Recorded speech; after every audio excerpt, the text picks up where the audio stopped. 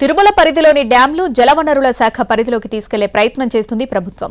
భవిష్యత్ అవసరాలు దృష్టిలో ఉంచుకుని జలాశయాల్లో నీటి నిల్వల పెంపుపై దృష్టి పెట్టింది. అలాగే ఆ దిశగా జలవనరుల శాఖ చర్యలు ప్రారంభించింది. ఏడుకొండల వెంకన్నను దర్శించుకునేందుకు నిత్యం వేల సంఖ్యలో భక్తులు తిరుమలకు వస్తూ ఉంటారు. ఇక్కడ తాగునీటి అవసరాల కోసం రోజు 50 లక్షల గ్యాలన్ల నీటి వినియోగం జరుగుతుంది. ఇప్పటి వరకు అంచెలంచెలుగా 5 జలాశయాలను టీటీడీ నిర్మించింది. 1963లో గోగర్భం డ్యాంను ప్రారంభించారు. ఇది నిండితే 2833 లక్షల గ్యాలన్ల నీటిని నిల్వ ఉంచవచ్చు.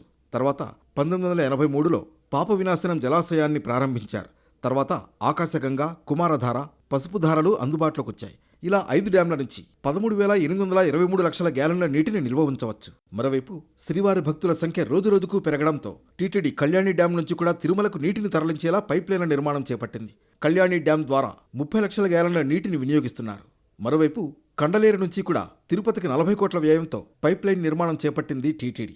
ఈ నీటిని తిరుపతి అవసరాలకు తరలిస్తే కళ్యాణి డ్యాం నీటిని పూర్తిగా తిరుమల అవసరాలకు వినియోగించుకునే వీలుంటుంది. ప్రస్తుతం తిరుమలలో డ్యాంలను జలవనరుల శాఖ పరిధిలోకి తీసుకువెడుతోంది ప్రభుత్వం. ఇప్పటికే అధికారులు డ్యాంలను సందర్శించి వాటి భద్రతపై నివేదిక సమర్పించారు. అలాగే తిరుమలలో 2 సబ్ డివిజన్లను ఏర్పాటు చేయాలని ప్రతిపాదించారు. అలాగే ఏ డ్యాం నీటి నిల్వలు ఎంతవరకు పెంచవచ్చు, దానికోసం ఏం చేయాలి అన్నదానిపై కూడా కూలంకషంగా అధ్యయనం సాగుతోంది.